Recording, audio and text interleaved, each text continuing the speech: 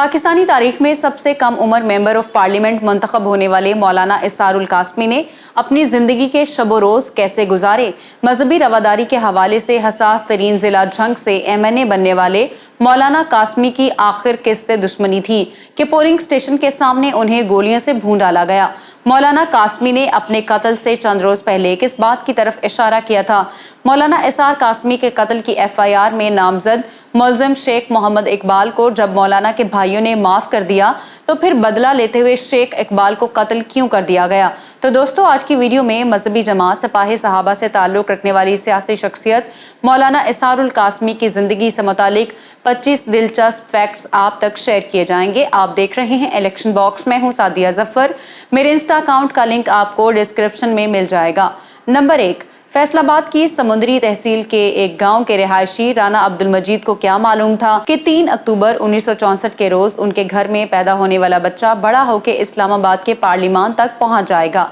Number 2, Rana Abdul मजीद ने अपने बेटे इसारुल कासमी को गांव के एक तालीमी इदारे में दाखिला दिलवाया। अभी वो 8 साल के हुए थे कि उनकी फैमिली लाहौर शिफ्ट हो गई। यहाँ उन्हें एक इंग्लिश मीडियम स्कूल में पढ़ने भेजा गया। बादशाह उन्होंने लाहौर गुलबर्ग के एक जामिया से दरसे नज़ामी मुकम्मल की और आलम दीन बन गए, शोबा तदरीस से वाबस्ता हो गए। नंबर 3, मौलाना इसारुल कासमी कुछ अरसे तक टाउनशिप लाहौर की एक मस्जिद में इमामत और खताबत की जिम्मेदारियां भी निभाते रहे। नंबर 4, साल 1985 में मौलाना इसार ओकाड़ा सिटी आ गए और यहाँ एक मस्जिद में खतीब मुकर्रर हुए। कहा जाता है कि एक मौके पर जब मौलाना इसारुल कासमी का किसी मामले पर SHO से झगड़ा हो गया तो उन्होंने मुक्का मार के उस पुलिस ऑफिसर के दांत तोड़ दिए। नंबर 5, साहिवाल के एक जलसे में सिपाही सहाबा के बानी मौलाना हक नवाज झंगवी शरीक थे, जहां मौलाना कासमी की उनसे पहली मुलाकात हुई। उसी रोज मौलाना कासमी बाकायदा सिपाही सहाबा में शामिल हो गए। नंबर 6, सिपाही सहाबा में शामिल होने की देर थी कि मौलाना इसारुल कासमी पर मुसीबतों के पहाड़ टूट पड़े। चंद रोज बाद उन्हें कानून नाफिज करने वाले अदारों ने गिरफ्तार करके साहिवाल जेल मुंतकिल कर दिया। नंबर 7, 80 के दहाई के आखिर में मौलाना हक नवाज झंगवी के अहकामात की पासदारी करते हुए मौलाना इसारुल कासमी जिला झंग के नवाही इलाके गढ़ महाराजा की एक मस्जिद की खताबत की जिम्मेदारियां निभाने लगे। तब उन्हें अंजुमन सिपाही सहाबा का मरकजी सदर बनाया गया। नंबर 8, 90 के जनरल इलेक्शन में मौलाना हक नवाज झंगवी बहुत ज्यादा फेवरेट थे, लेकिन उन्हें इलेक्शन से कबल 22 फरवरी को कत्ल कर दिया गया। मौलाना झंगवी की सियासत की जानशीनी इसारुल कासमी को मिली। ऐसे में इस्लामी जमहूरी इत्तेहाद ने झंग के शहरी हलके में उन्हें टिकट दिया। यहाँ मैं आपको बताती चलूं कि झंग के दूसरे हलके से IJI की उम्मीदवार बेगम आबिदा हुसैन थीं, जिनके सिपाही सहाबा से शदीद नौयत के मजहबी और नजरियाती इख्तलाफात थे। नंबर 9, मौलाना इसारुल कासमी की इलेक्शन कैंपेन के दौरान मियां नवाज शरीफ भी झंग आए थे, जहां उनका पुरतपाक इस्तकबाल किया गया। नंबर 10, दोस्तों, आपको ये जानकर हैरानी होगी कि अगरचे मौलाना कासमी कौमी असम्बली के हल्का NA 68 से इस्लामी जमहूरी इत्तेहाद के उम्मीदवार थे, लेकिन इसके साथ साथ वो आज़ाद हैसियत में सूबाई असम्बली का इलेक्शन भी लड़ रहे थे, जहां उनका मुकाबला इस्लामी जमहूरी इत्तेहाद ही के कैंडिडेट से था। नंबर 11, मौलाना इसार कासमी ने भरपूर अंदाज में इंतखाबी मुहिम चलाई। तब कॉर्नर मीटिंग और इंतखाबी जलसे जुलूसों और रैलियों में ये नारा लगाया जाता था, असम्बली में लाजमी कासमी कासमी। नंबर 12, दोस्तों, ये वो दौर था कि झंग में हालात हमेशा खराब रहते थे। शिया सुन्नी तनाज़ा जोरों पर था। कई मरतबा अमन व आमा के क़याम के लिए फौज इस जिले में बुलाई गई और कर्फ्यू भी लगाए जाते रहे। ऐसी रिपोर्ट्स भी आती रहीं कि यहाँ बख्तरबंद गाड़ियों को उड़ा दिया जाता था। ऐसे कशीदा हालात में मौलाना इसारुल कासमी अपने हाथ में लालटेन और कंधे पर क्लाशनकोफ लटकाकर सारी रात झंग की गलियों का गश्त किया करते। नंबर 13, 90 के जनरल इलेक्शन में मौलाना इसारुल कासमी वो इकलौते उम्मीदवार थे जिन्हें इंतखाब से कबल जहर दिया गया, लेकिन वो महफूज रहे। नंबर 14, इलेक्शन का रिजल्ट आया तो मौलाना इसारुल कासमी पीपल्स डेमोक्रेटिक अलायंस के उम्मीदवार नवाब अमानुल्लाह खान सयाल के 33,031 वोटों के बदले में 62,486 वोट लेकर कौमी असम्बली के रुकन मुंतखब हो गए, जबकि सूबाई असम्बली के हल्के में उन्होंने शेख मोहम्मद इकबाल के 18,585 वोटों के बदले में 27,958 वोट समेटे और कामयाबी हासिल की। नंबर 15, मौलाना इसारुल कासमी जब MNA बने तो उस वक्त उनकी उम्र सिर्फ 26 बरस थी اور وہ پاکستان کی سیاسی تاریخ کے سب سے کم عمر پارلیمنٹیرین تھے۔ نمبر 16، مولانا اسرار القاسمی MNA ہوتے ہوئے بھی چند مرلے کے گھر میں رہتے تھے۔ وہ مسجد حق نواز سے متصل جس گھر میں رہائش پذیر تھے وہ ان کا ذاتی نہیں تھا بلکہ مسجد انتظامیہ نے انہیں دیا ہوا تھا۔ نمبر 17، مولانا اسرار القاسمی قومی اور صوبائی دونوں نشستوں پر کامیاب ہو چکے تھے۔ انہیں دنیا بھر سے مبارکباد کے پیغامات اور دعوت نامے موصول ہوئے۔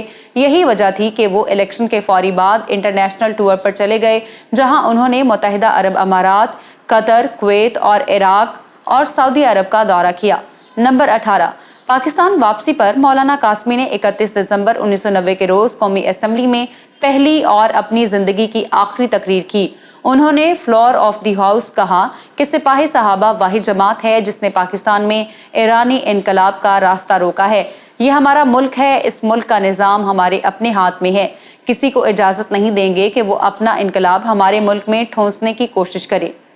نمبر 19، مولانا اسرار القاسمی نے قومی اسمبلی کی سیٹ اپنے پاس رکھی جبکہ انہوں نے پنجاب اسمبلی کی نشست خالی کر دی جہاں ضمنی الیکشن ہونا تھے۔ 10 جنوری 1991 کے روز مولانا قاسمی ضمنی انتخابات کے موقع پر جب پولنگ سٹیشن کے دورے پر تھے کہ نقاب پوش افراد نے گولیوں سے ان کا سینہ چھلنی کر ڈالا اور یوں پاکستان کے کم عمر MNA مولانا اسرار القاسمی کا صرف 27 سال کی عمر میں سفر دنیا اختتام کو پہنچا۔ نمبر 20، مولانا اسرار القاسمی کے قتل کے اگلے روز قومی اخبارات میں یہ سرخی لگی تھی کہ سٹنگ MNA مولانا قاسمی کی ڈیڈ باڈی کو جب پوسٹ مارٹم کے لیے لایا گیا تو ان کی جیب سے صرف 1 روپیہ نکلا۔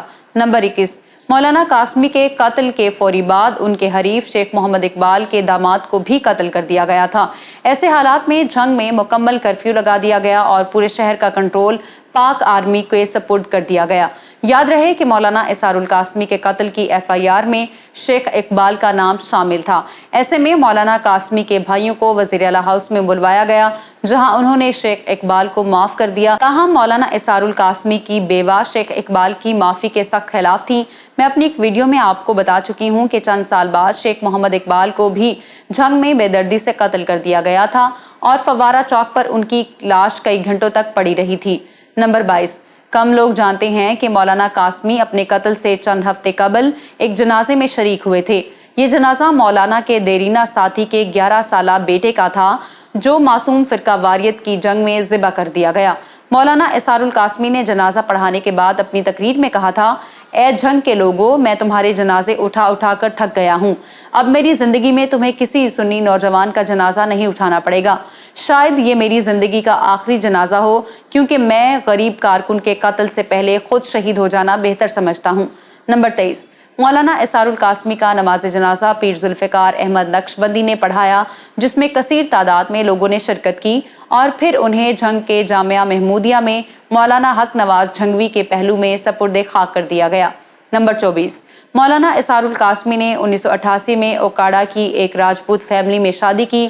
ان کی کوئی اولاد نہیں تھی۔ ابھی چند سال پہلے تک مولانا اسرار القاسمی کی بیوہ جھنگ میں ایک چھوٹے سے گھر میں رہائش پذیر تھی۔ اب ان کا بھی انتقال ہو چکا ہے۔ نمبر 25، گزشتہ برس 2021 میں جھنگ کے MPA مولانا معاویہ اعظم نے مولانا قاسمی کے نام سے ایک اسٹیڈیم کا افتتاح کیا۔ یاد رہے کہ اسرار القاسمی شہید کرکٹ اسٹیڈیم جھنگ سٹی کا سب سے بڑا سپورٹس کمپلیکس ہے۔ میں امید کرتی ہوں آج کی ویڈیو آپ کو پسند آئی ہوگی۔ اگر آپ سابق MNA مولانا اعظم طارق کے 30 دلچسپ حقائق جاننا چاہتے ہیں تو یہاں اوپر کلک کریں۔ مولانا حق نواز جھنگوی کے بارے میں جاننے کے لیے یہاں نیچے اور لشکر جھنگوی کے سربراہ ملک محمد اسحاق کی ڈاکومنٹری آپ کو یہاں ملے گی۔ ویڈیو کو لائک کریں، شیئر کریں، الیکشن باکس کو سبسکرائب کر لیں اور ہماری ویڈیوز کو دیکھتے رہیں۔ اللہ حافظ و ناصر۔